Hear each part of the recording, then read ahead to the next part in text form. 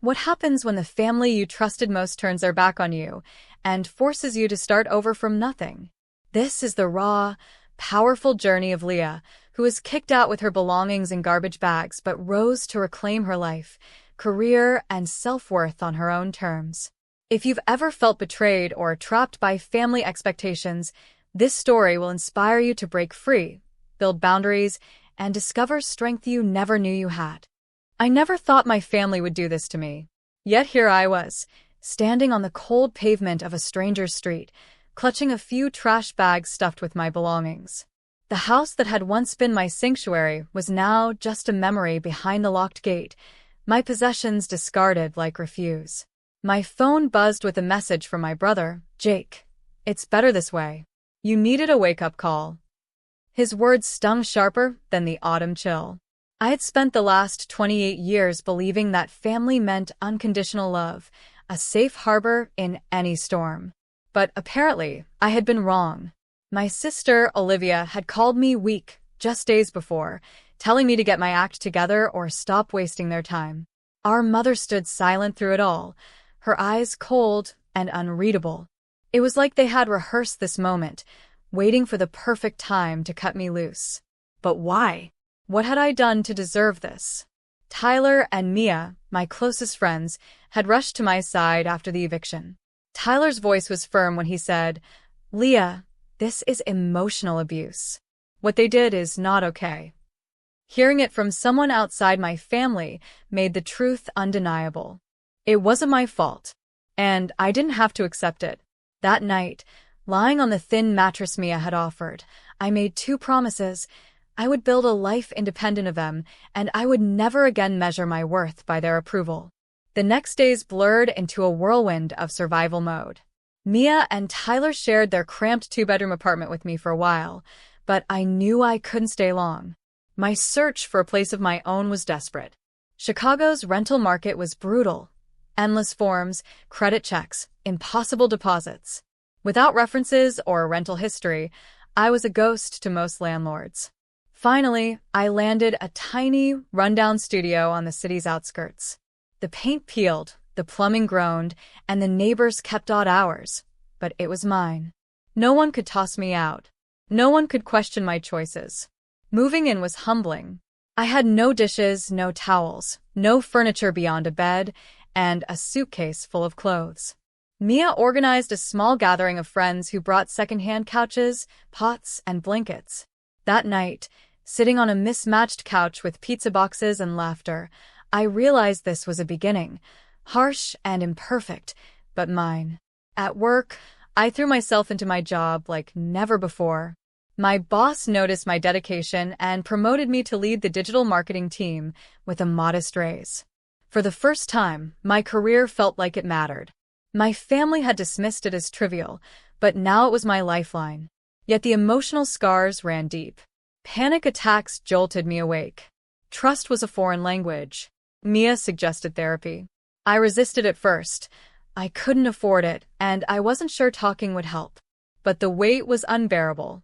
When I finally found a therapist who specialized in family estrangement, the floodgates opened.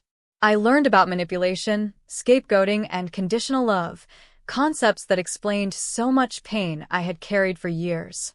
Therapy wasn't a magic fix, but it was a compass guiding me towards self-worth.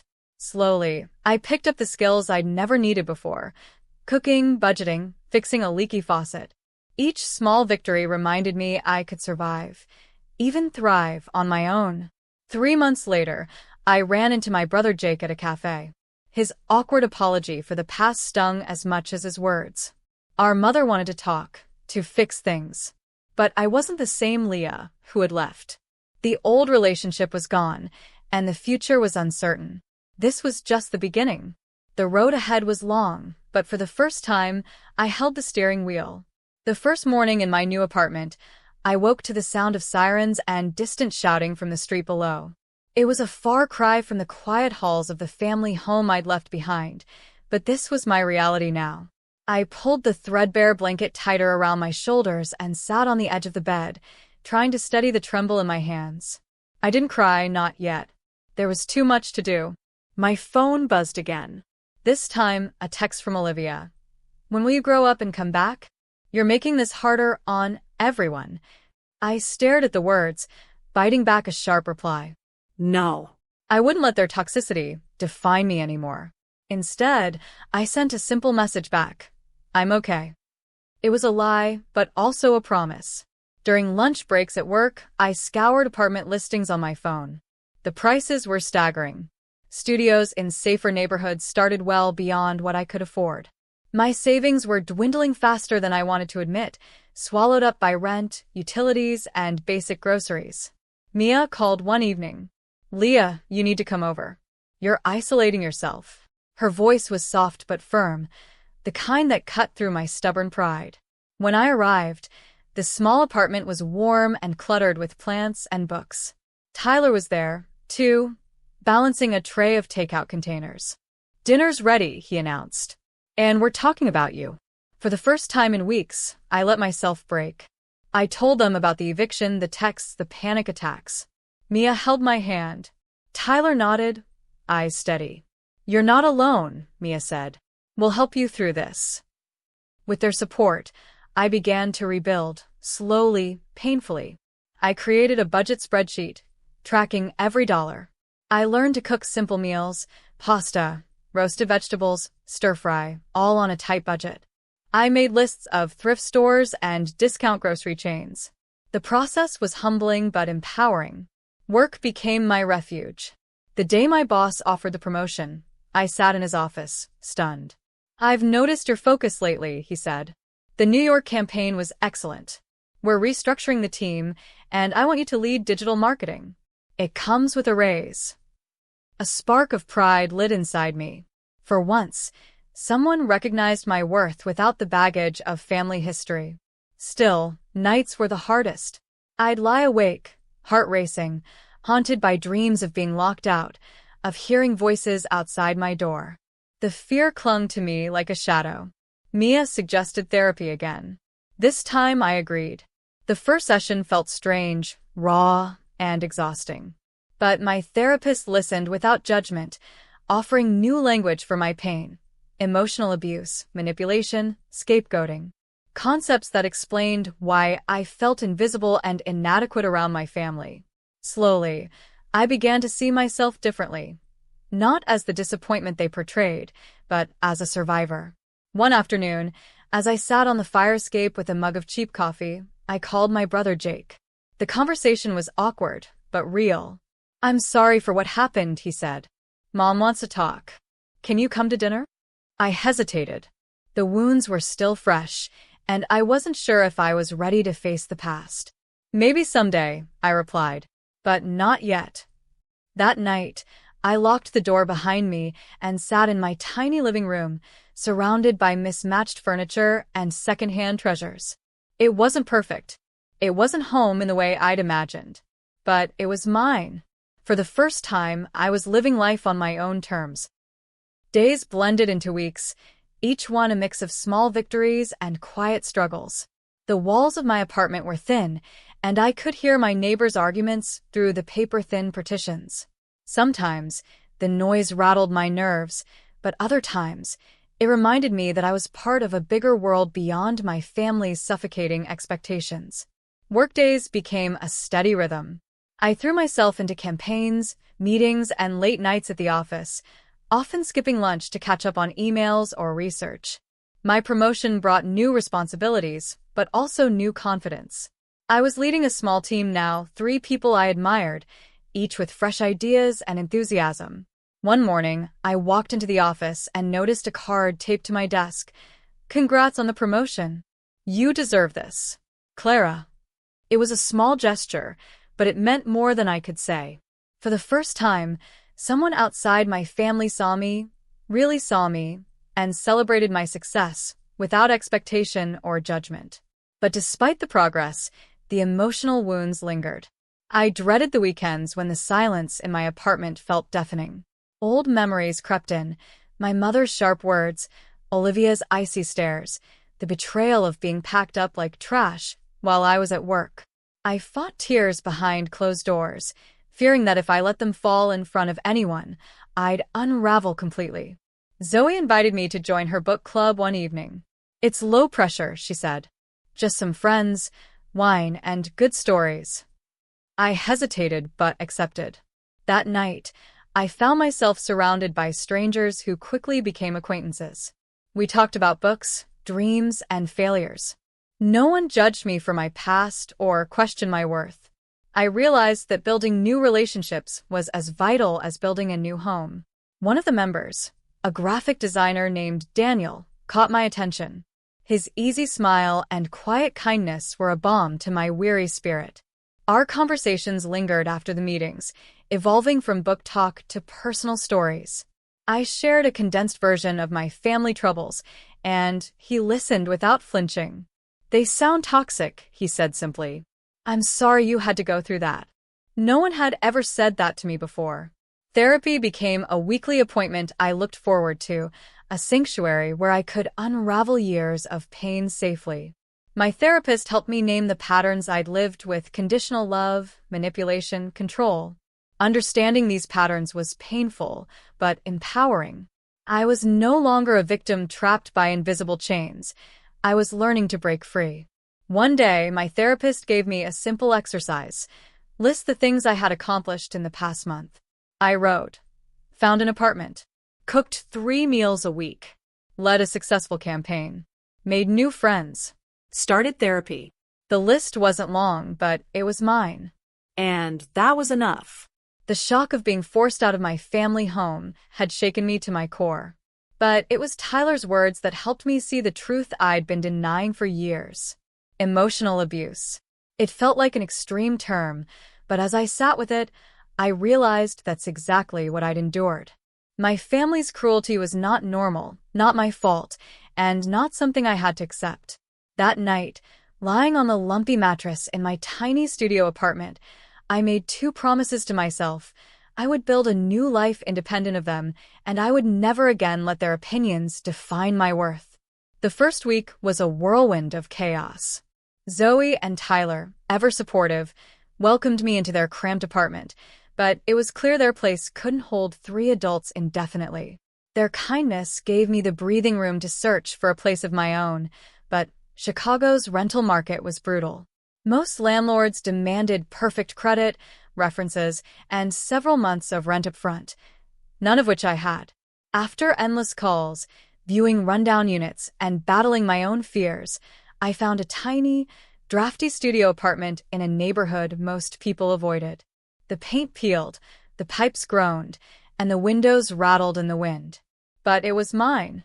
For the first time, no one could dictate when I left or pack my belongings without my consent. Moving in was humbling. I had few belongings: clothes, a bed, a desk, but no pots, pans, or even towels. Zoe rallied our friends and coworkers for a housewarming, asking everyone to bring something useful. Slowly, the space transformed. A second-hand couch, mismatched chairs, donated kitchenware. My apartment began to feel like home, albeit a modest one. Financial reality hit hard. After rent, utilities, groceries, and commuting, there was almost nothing left. I learned to budget meticulously, tracking every expense, planning meals, hunting sales. It was exhausting but necessary. Work became my refuge. I threw myself into projects with a fierce determination, channeling pain into productivity. My boss noticed the extra hours and the quality of my work. 2 weeks after my eviction, he promoted me to lead the digital marketing team with a 15% raise. The timing was perfect.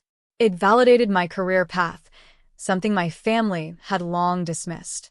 Yet, despite professional success, emotional wounds festered. Nightmares woke me, anxiety attacks made me jump at unexpected sounds, and trust was a scarce commodity. Zoe urged me to try therapy. I resisted, fearing the cost, but she reminded me my new job included health insurance. Together, we navigated the system and found a therapist specializing in family estrangement. Those sessions unlocked a floodgate. I learned about toxic family roles, scapegoats, golden children, conditional love. I finally understood that my suffering wasn't because I was flawed, but because of the unhealthy dynamics I'd been trapped in. Therapy was painful but liberating. a step toward reclaiming my self-worth. I also had to learn the practicalities of independence. I Googled how to fix a leaky faucet, learned basic car maintenance, and experimented with simple recipes. Each small skill was a victory, proof that I could survive and thrive alone. 3 months after moving out, I ran into Kevin, my brother, by chance at a downtown cafe. The encounter was awkward and revealing. He apologized for not standing up for me, admitting he'd always gone along with Mom and Jackson's plans even when he disagreed. He told me Mom wanted me to come to Sunday dinner to talk things through. I asked if she acknowledged what she'd done. His silence said it all. There was no apology, no acknowledgement of wrongdoing. Our family remained fractured. I declined the dinner invitation, choosing to protect my healing. Kevin and I tentatively rebuilt a fragile sibling connection, but Jackson and Natalie remained distant. Meanwhile, my world expanded beyond family. I joined a book club, volunteered, and accepted social invitations I'd once shunned. Daniel, a graphic designer from work, became a close friend and cautious romantic interest. Unlike past relationships overshadowed by my family's interference, this connection grew at its own pace, built on trust and respect. Daniel's own healthy family dynamics were a revelation. His stories of respectful disagreements and unconditional support made me realize what I had been missing. That contrast, though painful, was enlightening. I also started a blog, sharing advice for people facing family estrangement and starting over. The responses flooded in, stories of pain, resilience, and hope. Readers thanked me for validating their experiences and for giving them tools to rebuild their lives. Writing became therapy, transforming pain into purpose. 6 months after being evicted,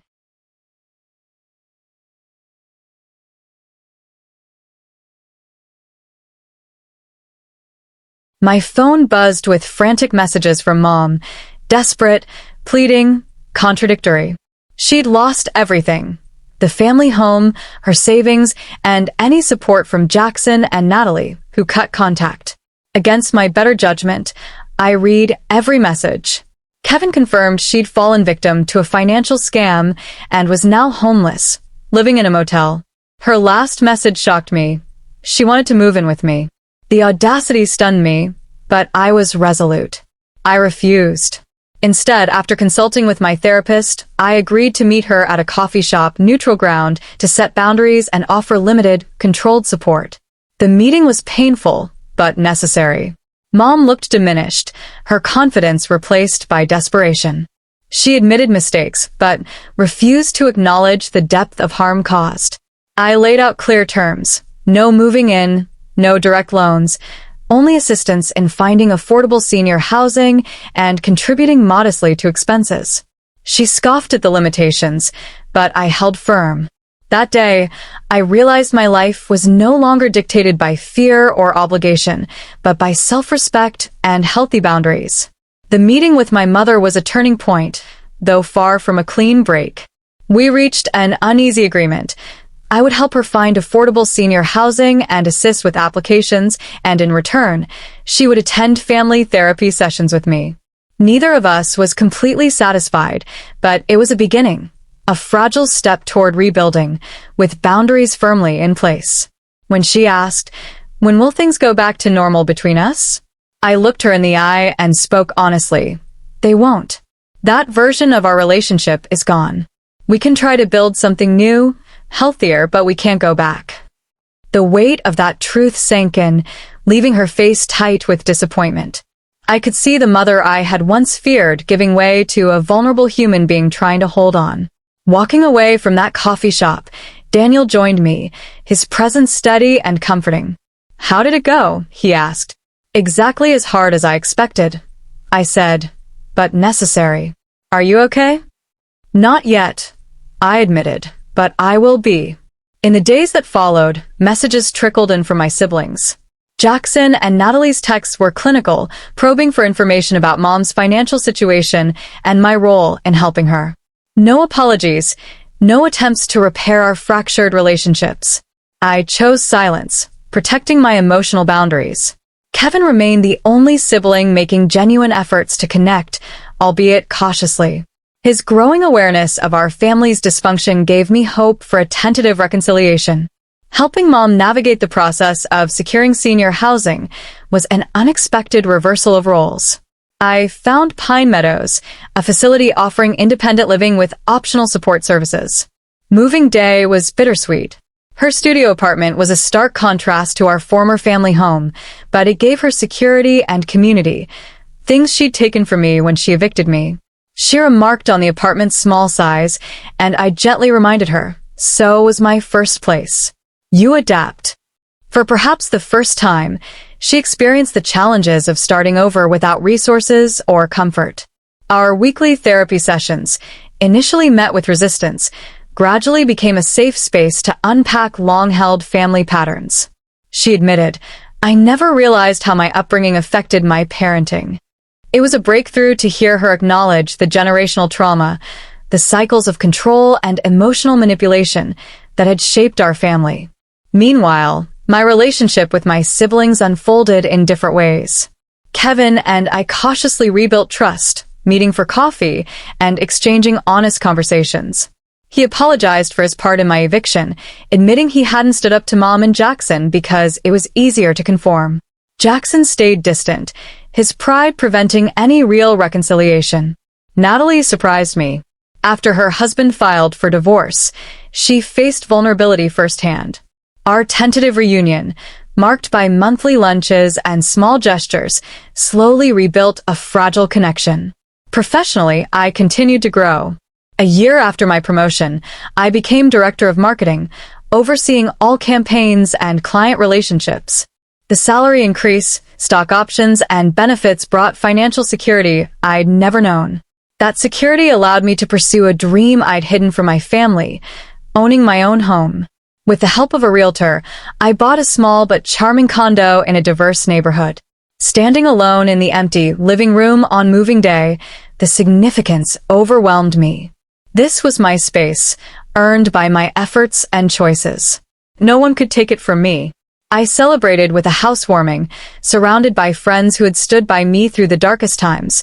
Zoe and Tyler, Daniel, work colleagues, therapy group members, and even Kevin. The laughter and warmth filled the rooms, a testament to resilience. Zoe toasted to Leah, who turned garbage bags into a gorgeous home through sheer determination and courage. That journey, once defined by pain, had transformed into a story of strength. Healing continued inwardly as well. I established a scholarship fund for young adults leaving difficult family situations, providing practical support for security deposits, professional clothing, and education. My therapist said, "You've turned your pain into purpose." That is true healing. The betrayal that once shattered me had revealed an inner strength I never imagined. My relationship with Mom remained complex, no longer defined by control and hurt, but by cautious respect and clear boundaries.